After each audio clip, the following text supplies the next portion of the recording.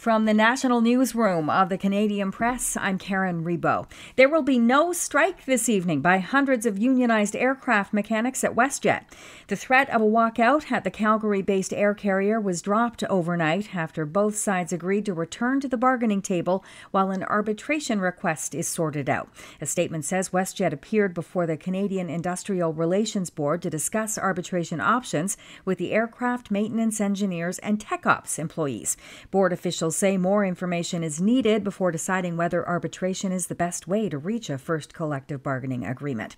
Another day of hot and stifling weather is in store for millions of Canadians in southern and eastern Ontario and east through Quebec, the Maritimes, and much of Newfoundland. This week's oppressive heat wave is lingering, and it will stick around for another couple of days still. Temperatures reached between 30 and 37 Celsius in the regions yesterday, and above 40, even up to 44 in Toronto, Ottawa, and Montreal when the humidity was factored in. Even overnight temperatures are above 20. In fact, the agency's website shows it was 28 degrees in Montreal just after midnight, and the humidity was still relentless, making it feel like 38. Calgary residents who've been living under 2 weeks of water restrictions after a massive water main break have been given some good news. Michael Thompson with the city's Infrastructure Services Department says the original timeline to replace several sections of pipe was 3 to 5 weeks, but he says crews are now aiming to complete the work by July 5th. Alberta's New Democratic Party will be leader Rachel Notley's crew no more, as the party is set to announce a new leader on Saturday. Notley says she hopes Alberta remains at least a two-party province where people can air diverse views.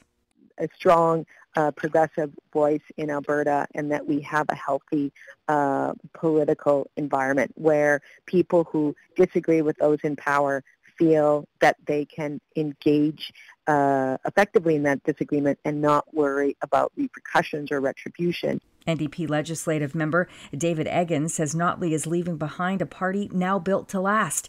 NATO Secretary General Jens Stoltenberg is urging Canada to keep rising to meet the military alliance's defense spending target of 2% of GDP.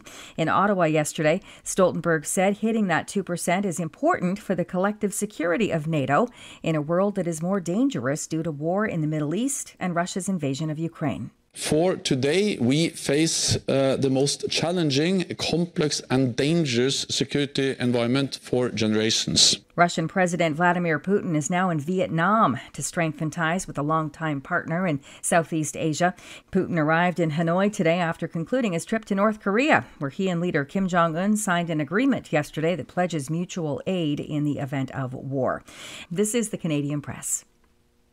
In sports, the Stanley Cup final between the Oilers and the Florida Panthers is off until Friday night's Game 6 in Edmonton. But there was plenty of NHL news Wednesday to fill the void. The Calgary Flames made a big splash by trading starting goaltender Jacob Markstrom to New Jersey for defenseman Kevin Ball and a first-round pick. And the Los Angeles Kings have acquired goaltender Darcy Kemper from Washington in exchange for center Pierre-Luc Dubois. The Toronto Blue Jays suffered their first three-game sweep of the season in dropping a 7-3 decision to the Boston Red Sox. The Blue Jays will have Thursday off before heading to Cleveland for a 3-game series that opens Friday night.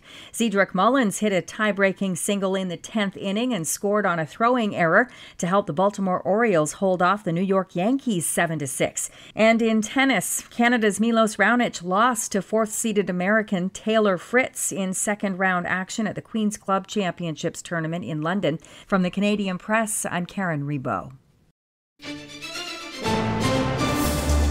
Thanks for listening. Don't forget to follow and subscribe. For more of today's top stories, visit thecanadianpressnews.ca.